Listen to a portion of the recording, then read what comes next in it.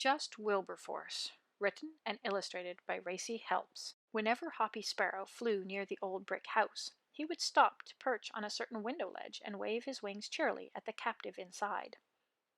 This was a white mouse in a cage. Hoppy felt sorry for him and made sure to visit him often, just to cheer him up. The mouse was called Wilberforce, and he needed cheering up, for his mistress, a little girl named Sally, would sometimes forget about him, so that he often felt hungry and lonely.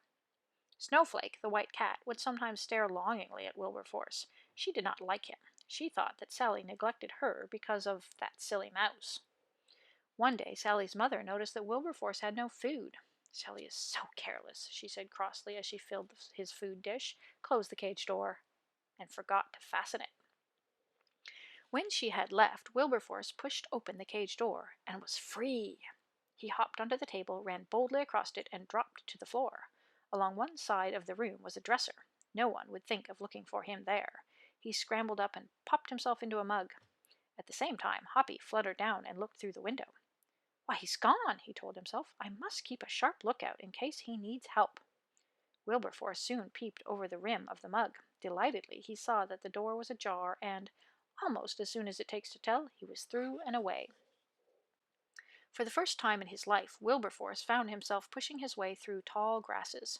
It was tiring work, and he was glad when he found a clear patch where flowers grew beneath ferns. "I see you are admiring my garden," said a voice behind him, and looking round he saw a mole beaming at him. The mole bowed, not too elegantly because of his plumpish shape, and Wilberforce bowed too. "How do you do?" he said. "I do nicely, thank you," grinned the mole. "I'm always pleased to meet folk who like pretty things like flowers." "Yes, I do like pretty things," said Wilberforce. "Not that I've actually owned anything pretty, of course. What are these things called?" "They are called herb tuppence," beamed the mole. "But tell me, why haven't you ever owned a pretty thing yourself?" So Wilberforce explained how he had been shut away in a cage. The mole was shocked. "I'm awfully glad you managed to get away," he said. "But where are you going now?" The mouse shook his head. "I don't know anywhere to go," he said. The mole took off his spectacles, polished them on his sleeve, and perched them back on his pink nose. He glimmered at Wilberforce through them for a moment or two. Then, "My name is Diggy Winks, and I should very much like to help you. Would you like me to show you around?" "That is kind of you," said Wilberforce. "I should like that very much. My name is Wilberforce." "That's a nice name," beamed Diggy, nodding his head. "You look a bit tired, you know. So catch hold of my arm, and I'll take you home for a cup of tea and a bite to eat." By the time they reached Diggy's home, Wilberforce was ready to drop with tiredness. "Here we are," said the mole. The world had gone dark, and Wilberforce peered this way and that to try and see the house. "Come along in," and the mole led the way through a dim doorway and down a dark passage. "I don't know why one old mole should need so many rooms, I'm sure," said Diggy. "You haven't a home now, have you? So you must come and live here with me." He led the way into a room and lighted a lamp. "There," he said proudly. "What do you think of it?" Wilberforce was so overcome he could only squeak, and when the mole presented him with a coat to wear, he couldn't even do that. "Can you play the piano?" asked Diggy. "No? Pity. You see, although I love music, my fingers are too clumsy to play myself." Now, it was the very next morning that the real adventure began. Leaving the house to get on with some dusting, the mole had set off to do the shopping. Hoppy, the sparrow, who had been sitting on a branch enjoying the morning sun, saw him trudging up the lane. "Hello!" called out Hoppy. The mole waved his stick cheerily. "Hello, Hoppy!" he cried. "You look very pleased this morning," chirruped Hoppy. Diggy explained all about Wilberforce, and Hoppy soon realized he was talking about the white mouse he used to cheer up through the window. "I know you're Wilberforce," he cried. "I'm so glad he really did escape from that horrid cage. I'll call round and see him one day." He watched Diggy tramp off along the lane, humming a moly tune to himself. Then the sparrow gave a chirp of alarm, for skipping across the fields was Sally. "Diggy Winks, run and hide!" cried Hoppy. But Sally had already caught sight of the little figure of the mole plodding along with his shopping basket. Poor Diggy! Before he knew what was happening, Sally bent down and grabbed him. "Why, it's a mole!" she laughed, "and it's dressed in real clothes. I never knew moles wore real clothes." "Let me go!" cried Diggy, struggling with all his might. "Yes, let him go!" shouted Hoppy, fluttering around her head in a fury. Sally took no notice. "This mole will make a nice new pet for me," she said, and she placed Diggy inside her pocket. Hoppy knew he could not help Diggy on his own. "I'll get help," he panted, and off he flew. Now Wilberforce had finished dusting and was having a wash day. Perhaps it was because he had never used a bottle of detergent before, for as he scrubbed and rubbed, the foam rose and grew and grew and rose until the kitchen became full of floating bubbles. Every now and again he rushed round the kitchen, hitting out with a broom to make them burst, and whenever they tickled his nose, he burst whole batches with a huge sneeze. Afterwards he stood on a wash-tub hanging out the clothes to dry. There was a little breeze, just enough to dry them by tea time, he thought. How pleased his friend Diggy would be when he returned to see all the things dancing a welcome on the line. He thought he could hear the mole coming, but glancing over his shoulder he saw it was somebody hurrying towards him in a bright red coat. Somehow he thought he had seen that red coat before. "Sally's caught Diggy," gulped Hoppy. Wilberforce gave a squeak. "There's no time to lose," cried the sparrow. "We must round up all Diggy's friends and then decide what must be done." And he hurried off to look for Ponsonby the vole and Pinny the hedgehog. Wilberforce left his washing and ran off too. Hoppy found Ponsonby and Pinny just about to enter a sweet shop. "It's Diggy!" panted Hoppy, and he gasped out the dreadful news. "We must think of a plan to rescue him," said Ponsonby. "But how?" cried Hoppy. He told them all about the white mouse being a friend of the mole's. "Oh dear! Supposing the white mouse tries to rescue Diggy all by himself?" "Then Sally will have two pets in that cage," gasped Pinny. "I've got an idea," cried Ponsonby. "You and I, Pinny, will run to the old brick house to see what we can do. You, Hoppy, must find Mr. Heron and ask him to help us. Ask him to wait near the gateway of the house so that he can carry us away fast if we should come running out." "I'll ask him," nodded Hoppy, "but I don't see how he can carry all of you." "What we want is a friendly pelican," muttered Pinny. "I've thought it all out," said Ponsonby. "After you've spoken to Mr. Heron, Hoppy, run along to Tippity Nippet the squirrel. He's got a hanky a little boy once dropped, which he uses as a sheet. Ask to borrow it and race with it to Mr. Heron." Hoppy did not wait to hear more, and off he flew to find Mr. Heron, while Ponsonby and Pinny hastened towards the old brick house. When they got there, hot and dusty, they were just in time to see Wilberforce running up the garden path to the open front door. Before they could stop him, he had hopped over the doorstep and disappeared. Ponsonby and Pinny looked at each other glumly. "Now there are two of them to rescue," said Ponsonby. "Unless he rescues Diggy all by himself," suggested Pinny, not very hopefully.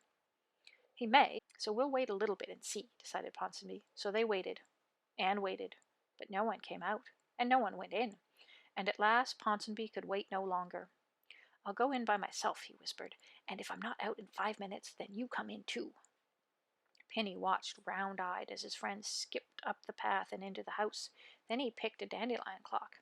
"I'll blow once for every minute," he said to himself. "Then I shall know when 5 minutes have gone by." He filled his cheeks, closed his eyes, and blew. When he opened them again, all he had left was the stalk.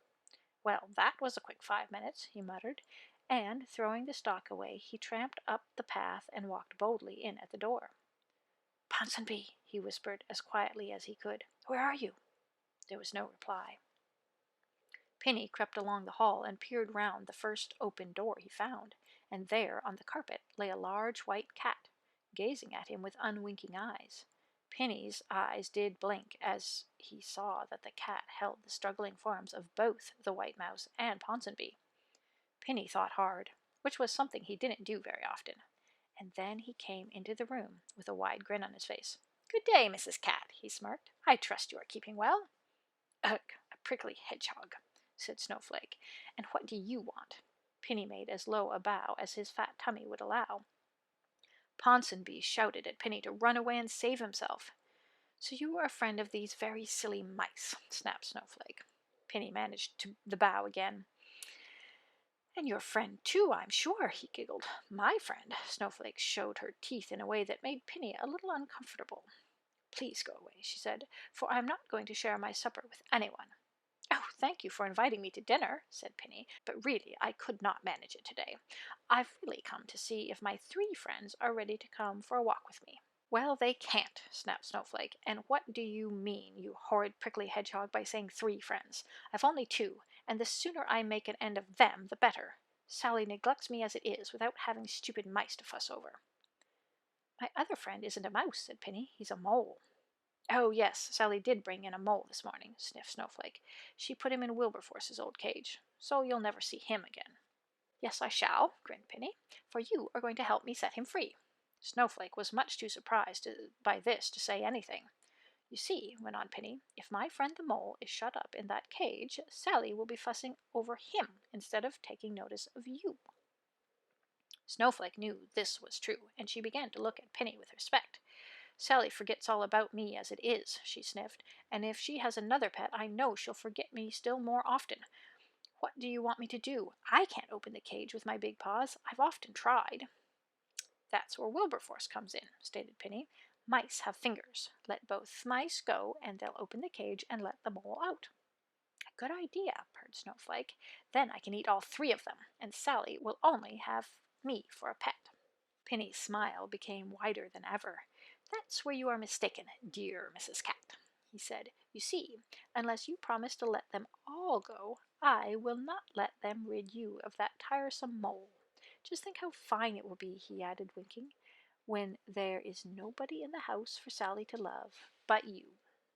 Snowflake did think how fine it would be. Well, all right, she grumbled, but you'll have to be fast, for I can hear Sally coming in from the garden. And fast the friends were. A few moments later, Diggy gave a start as someone said, "Hello," just outside the cage, and he saw it was Wilberforce smiling through the bars at him. Give a push and the door should open, squeaked Wilberforce. It did, and soon the two mice were helping the mole to the floor. A white cat sat there, but she kept her head turned the other way. And there, too, waiting by the door, was his old friend Penny, dancing with joy to see him safe. But the dancing stopped as they heard footsteps approaching along the hall. Why, there's my white mouse, and my mole, and two other animals running along the floor, cried Sally, and she made a grab at one of them. Now, this happened to be Penny, and Sally forgot that hedgehogs have very sharp prickles. Ow! Cried Sally, and she tried to cram all her fingers into her mouth at the same time. Hand in hand, Penny and Ponsonby and Wilberforce and Diggy hurried toward the door. Diggy was not really much of a runner, but today he made his legs work like a steam engine. I'll catch you, all of you, and have a zoo of my own, shouted Sally, once again trying to catch them in her hands. Leave me, friends, for my legs don't move as fast as yours, panted the mole, but Wilberforce only grabbed his paw the tighter. Sally, almost tumbling over herself with excitement, drew nearer and nearer. Then, as they rushed down the garden path, Ponsonby saw that Hoppy and Mr. Heron stood in the shadow of the gate. He wondered whether Hoppy had managed to bring along Tippity-Nippit's sheet. Mr. Heron looked quite startled, as well he might, as the four creatures stumbled and shouted and squeaked their way towards him, a little girl close behind. Quickly, open the sheet, squeaked Ponsonby, hoping wildly that Hoppy had brought it. But Hoppy had not forgotten. Quickly he unrolled the sheet, and the four rolled onto it. A fine time to go to bed, thought Penny. Oh, Mr. Heron, please catch hold of the four corners, gasped Ponsonby, and Hoppy at last knew what the hanky sheet was for. Mr. Heron took the corners in his beak and rose swiftly into the air. Hoppy sailed up too, just as Sally reached the gate. Just in time, he sang, watching the bulging sheet swinging from the heron's beak like a sack of potatoes. Then three heads popped out, smiling and calling "Goodbye" to the little girl below. The fourth head, Penny's, did not pop out. The others had piled their coats on top of him to save themselves from his prickles. As they were all standing on him, he could not really enjoy the view. That evening there was a party at Diggy's house, and what a party it was! Even Mr. Heron enjoyed himself, though he was so large he had to have his dandelion wine and honey cakes outside. As for Wilberforce, he laughed so much he almost split his new coat. How far away his life in the green cage seemed now! Ponsonby put everybody's thoughts into words when he raised his glass and said, "May our friends Wilberforce and Diggy never, never be parted again. May they live happily ever after." And did they? Just look at the last picture and you will see.